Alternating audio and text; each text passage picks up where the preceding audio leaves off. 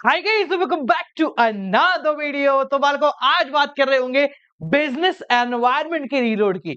यानी कि इस वीडियो के अंदर आपको थ्योरी और एमसीक्यू दोनों मिल रहे होंगे कंप्लीट बिजनेस एनवायरनमेंट के। तो चलिए समय व्यर्थ नहीं करेंगे और हर बार की तरह कहेंगे 20 मिनट काफी है। चलिए शुरुआत करते हैं। शुरू करने से पहले बालको जिन्होंने हमारा आगमन यानी कि हमारी मॉक टेस्ट सीरीज नहीं ली है, सबसे गुजारिश है ले लेना, क्योंकि इसके बिना नहीं होगा। ठीक है, जो आपको समझ में आए वो ले लेना। ठीक है, चलो शुरुआत करते हैं। पहले बात करेंगे बिजनेस एनवायरनमेंट की थ्योरी की। तो देखो शुरू करते हैं। सबसे पहले पकड़ते हैं बिजनेस एनवायरनमेंट होता क्या है। देखो बिजनेस एनवायरनमेंट का सिंपल भाषा में क्या मतलब होता है, वो सारे फैक्टर जो बिजनेस को अफेक्ट करते हैं डायरेक्टली या फिर इनडायरेक्टली। इसमें कुछ जनरल फैक्टर भी होते हैं और कुछ स्पेसिफिक फोर्सेस भी होते हैं। स्पेसिफिक का मतलब क्या होता है, स्पेसिफिक वो जिनको हम जानते हैं, जैसे हमारे कस्टमर, जैसे हमारे सप्लायर।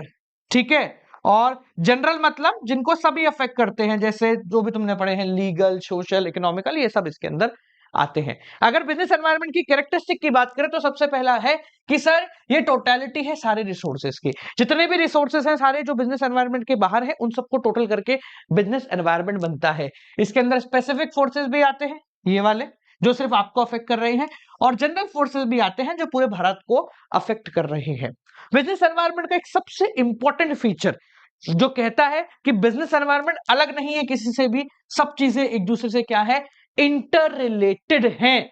यानी कि मोदी जी अगर 8 नवंबर 2016 को आके बोले मित्रों आज नोटबंदी हो जाएगी, तो उससे सब हिल गए। किसी को कुछ फर्क पड़ा, किसी को कुछ फर्क पड़ा, पर सब एक दूसरे से इंटरलिंक है। कहीं पे आग लग जाती है, मान लो जम्मू कश्मीर में आग लग गई तो यहां आसाम में कुछ फर्क पड़ गया, क्योंकि शायद वहां का सामान यहां आ रहा होता। तो ये सब चीजें एक दूसरे से इंटरलिंक चलती हैं। बिजनेस एनवायरनमेंट डायनामिक है इन नेचर में, यानी कि लगातार बदलता रहता है। आज कैसे, कल कैसे, परसों कैसे। और क्योंकि ये बदलता है इसलिए इसको प्रिडिक्ट करना मुश्किल है, और इसलिए हम कहते हैं कि बिजनेस एनवायरनमेंट में अनसर्टेनिटी बहुत है। पता नहीं है किसी को भी कल क्या होने वाला है, कल सुबह उठेंगे क्या होगा, धंधा कैसे चल रहा होगा, किसी को कोई आइडिया नहीं है। और क्योंकि इसके अंदर इतनी सारी मुश्किलें हैं, इसलिए हम कहते हैं कि बिजनेस एनवायरनमेंट क्या है, कॉम्प्लेक्सिटी होल्ड करता है। यानी कि कॉम्प्लेक्स है, बहुत मुश्किल है समझना। हर एक व्यक्ति समझना तो चाहता है पर हर एक व्यक्ति समझ नहीं पाता है, कोई भी नहीं समझ पाता क्या। और लास्ट और सबसे इंपॉर्टेंट फीचर रिलेटिविटी।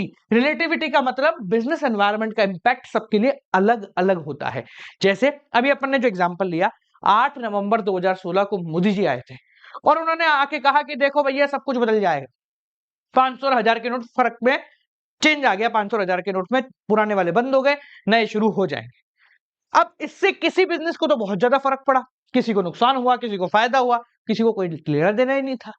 जैसे ऑनलाइन पेमेंट वालों को फायदा हो गया और किसी को बहुत ज्यादा नुकसान हो गया। तो इसका जो इफेक्ट है वो सब पे अलग अलग चलता है, किसी पे ज्यादा होगा, किसी पे कम होगा। अरे सर ये इतना मुश्किल है तो हम पढ़ते क्यों हैं इसको, क्योंकि अगर आप बिजनेस एनवायरनमेंट को प्रॉपरली देख समझ पाए तो बहुत सारे फायदे होंगे। कौन कौन से फायदे होंगे, आप अपॉर्चुनिटीज फाइंड आउट कर पाएंगे कि आने वाले समय में क्या हो रहा है। अयोध्या में श्री राम का मंदिर बना ना, वहां के दाम बढ़ गए जमीनों के।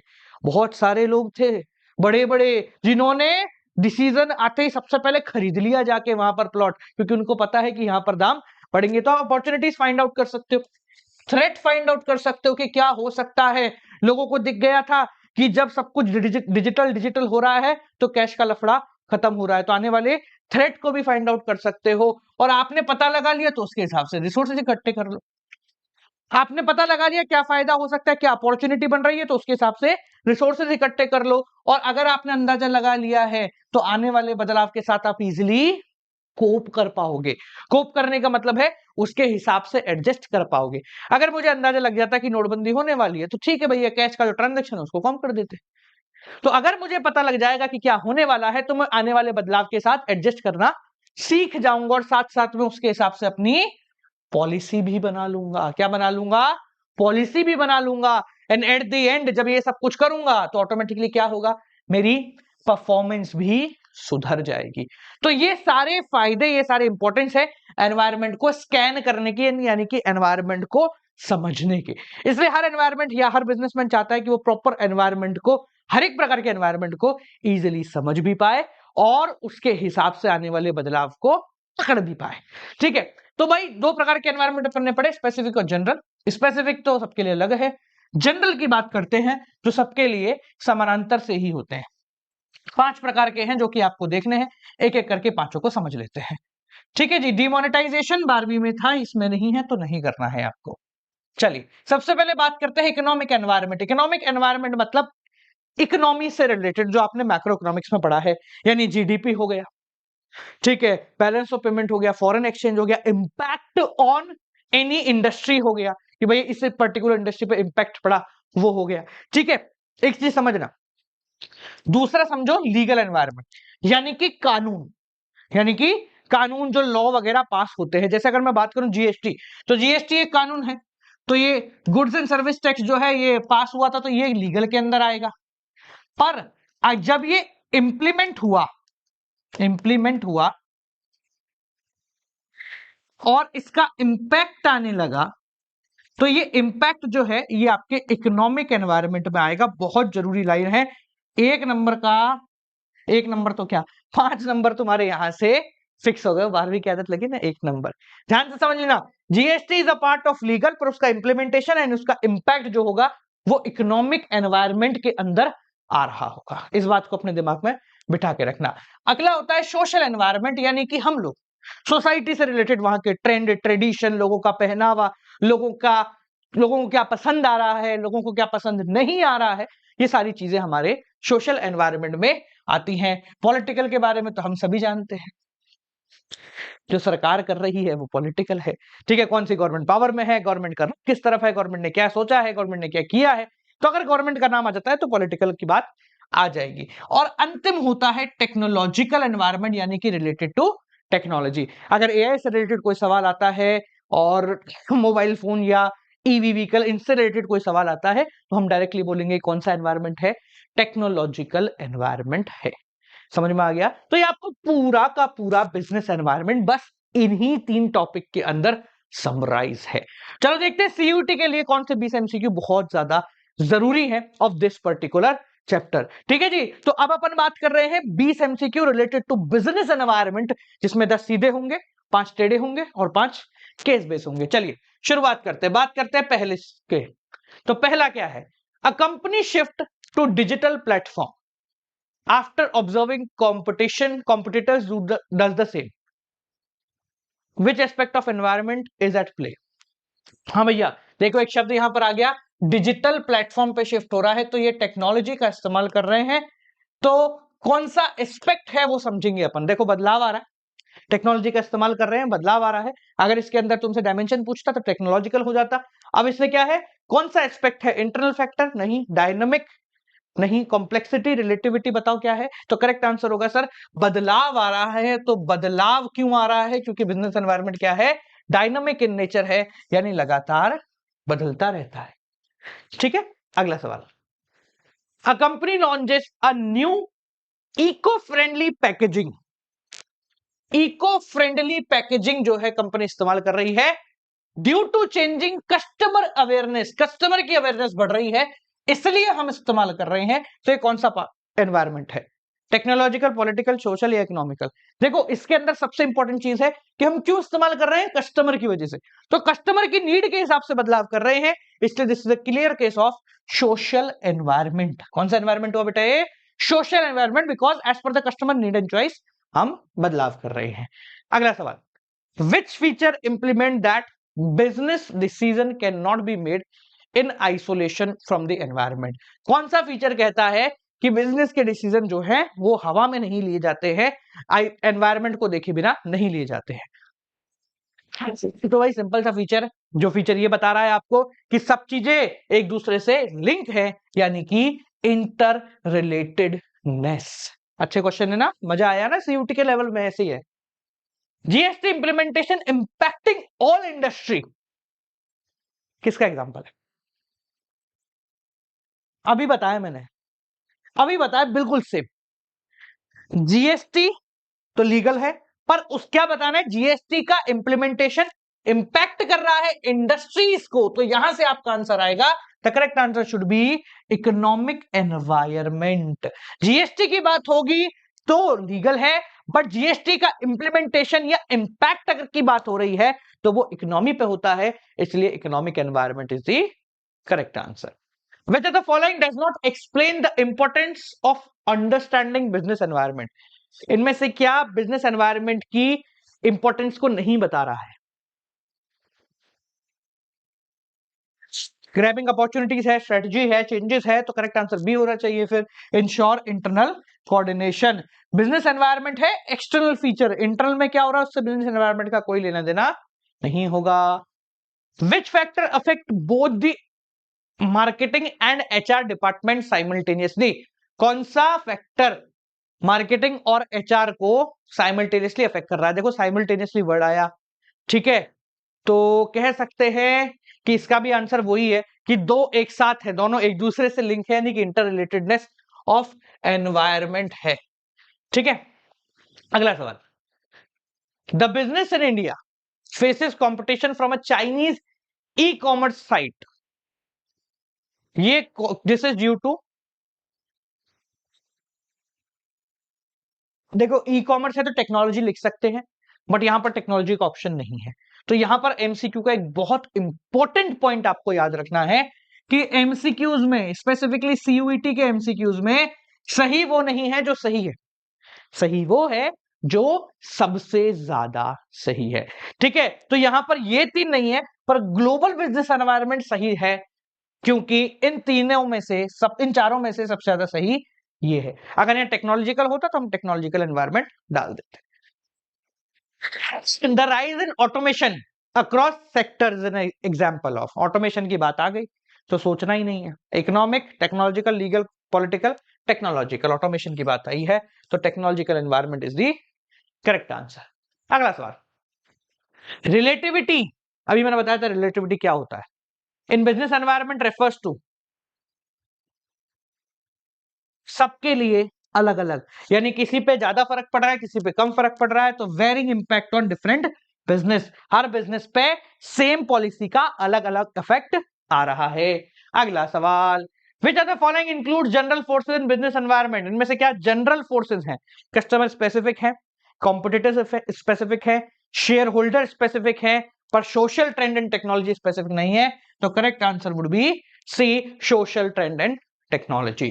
अगला सवाल, अब जो 5 सवाल हैं वो कैसे हैं? वो आपके match the following, many answer correct, ऐसे है, ठीक है ना। चलिए, match the dimension of business environment with the correct indicators. कौन सा डायमेंशन किससे कनेक्टेड है? देखो, इकोनॉमिक है सी, तो फर्स्ट का सी ये होना चाहिए सही आंसर, पर एक और को चेक कर लेते हैं। ये कह रहा है, देखो एक बार आप पकड़ लो कौन सा है, तो इसके हिसाब से चलेंगे। सेकंड का ए हो गया मैच, ऑटोमेटिक मैच हो गया, तो correct answer would be B, first C, second A, 3B 4D, correct answer. चलिए, बेहतर। अगला सवाल, features of business environment with their correct meaning. इनमें से फीचर लिखे हुए हैं और इसका करेक्ट मीनिंग लिखा हुआ है, वो आपको बताना है। देखो, features with the correct meaning, okay, देखो रिलेटिविटी तो है ये, है ना, अभी अपन ने पढ़ा, तो सेकंड का बी, ये फिर भी होना चाहिए इसका आंसर। फर्स्ट का सी कह रहा है, फर्स्ट का सी, स्पेसिफिक फोर्स, सही है, the correct answer would be B again, first C, second B, third D, fourth A, correct answer. चलिए अगला सवाल, match the importance of business environment with the benefit achieve. हाँ जी, इंपॉर्टेंस और उससे फायदा, अच्छा ये इंपॉर्टेंस है और उससे फायदा क्या हो रहा है, यानी कि ये इंपॉर्टेंस लिखी हुई है और ये इंपॉर्टेंस का फायदा, कोपिंग विद चेंज से फायदा क्या होगा, परफॉर्मेंस इंप्रूवमेंट, डिसीजन मेकिंग, ठीक है। देखो एक चीज समझना, अगर मैं अर्ली अपॉर्चुनिटी स्पॉटिंग करता हूं, यानी जब से जल्दी पकड़ लेता हूं, तो मैं फर्स्ट मूवर एडवांटेज ले सकता हूं। ये लो, अगर मैं अर्ली स्पॉटिंग करता हूं तो मैं फर्स्ट मूवर एडवांटेज ले सकता हूं, यानी कि थर्ड का सी, ये होना चाहिए आंसर। परफेक्ट, ठीक है, बाकी चाहो तो मैच कर लो, ठीक है ना। जैसे डिसीजन मेकिंग से क्या होता है, बेस ऑफ पॉलिसी फॉर्मेशन है, ठीक है। सेकंड का ए परफॉर्मेंस इंप्रूवमेंट स्ट्रेटेजी, ठीक है। और कोपिंग विद चेंज फ्लेक्सिबिलिटी, हाँ चेंज से फ्लेक्सिबिलिटी आती है, इसमें कोई दिक्कत की बात नहीं है, ठीक है। वेल एंड गुड है। अगला सवाल, which of the following are general forces in the business environment, से क्या जनरल फोर्सेस की कैटेगरी में आ रहा होता है? जनरल फोर्सेस, जनरल फोर्सेस पूछा ना, तो सोशल भी है, पॉलिटिकल भी है और टेक्नोलॉजिकल भी है, ये तो स्पेसिफिक फोर्सेस आ गया। तो करेक्ट आंसर होगा आपका A B and D, A B D, A B and D, A B D correct answer. Which of the following statements are true about business environment, business environment के लिए इनमें से कौन सा ट्रू है? It is dynamic in nature, ठीक है। Statement ये तो सही है। वेरीज रीजन फ्रॉम रीजन कह सकते हैं, नहीं ऑलवेज बेनिफिट नहीं, कभी कभी नुकसान भी होता है, पॉलिसी मेकिंग तो है ही। तो A B and D again, A B D again, ठीक है, ए बी डी अगेन, ठीक है। तो ये हो गए आपके टेढ़े मेढ़े सवाल। अब बात करते हैं केस बेस्ड सवाल, यानी कि एक चैप्टर का एक केस जिसमें 5 क्वेश्चन आते हैं। तो पहले देखते हैं क्या होता है और कैसे इसको सॉल्व करना है। तो आपको एक केस यहाँ पे दिख रहा है, ठीक है, ये प्रॉपर केस आपको दिख रहा है। इसमें आप 5 सवाल होंगे, यानी कि सवाल बदलेंगे, case study as it is रहने वाली है, ठीक है।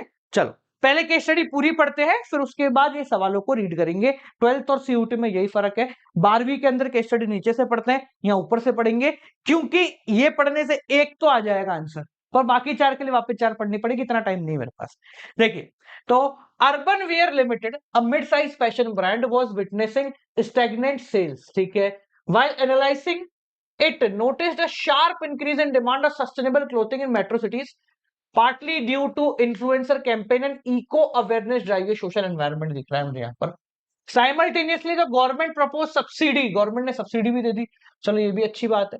Urban Wear also face legal action, चलो कानून भी आगे सभी आ गया तो, ठीक है, from a watchdog over unclear labelling, ठीक है। In response, it redesigned its product to meet eco-friendly standard, collaborated with tech firm, ये टेक्नोलॉजिकल भी आ गया, ठीक है। और and revamp packaging to follow new disclosure law, legal भी आ गया। Their strategy was now focus on environmental compliance, innovation and align with societal values, ठीक है। सारे एनवायरमेंट एक तरीके से आ गए हैं। पहला, the shift in consumer preference reflect which dimension, तो कंज्यूमर प्रेफरेंस है यहां पर दिखा हुआ है, तो ये सोशल एनवायरमेंट में आना चाहिए, परफेक्ट है। अगला, the proposed green subsidies indicate which environment, green subsidy दी गई है तो सर बहुत सिंपल है, ये आपका इकोनॉमिकल एनवायरमेंट की कैटेगरी में आएगा, क्योंकि ये इकोनॉमी को इंपैक्ट कर रहा है। Collaborating with virtual trials, virtual trial technological take firm के साथ इन्होंने टाई अप किया था, तो करेक्ट आंसर होगा टेक्नोलॉजिकल एनवायरमेंट, ठीक है। एक मिनट रुको, माइक गिर गया हमारा।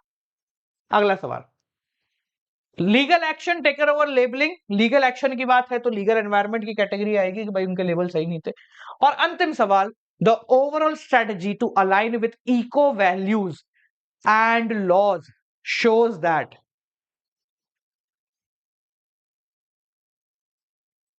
Exploiting customer, understanding the business environment, obviously बात है understanding the business environment is the correct answer, ठीक है, ठीक है। तो ये हो गए आपके बिजनेस एनवायरमेंट के एक केस स्टडी जिसमें से 5 क्वेश्चन बन रहे होते हैं, ठीक है। अब बात करते हैं नेक्स्ट चैप्टर की अगली वीडियो के अंदर।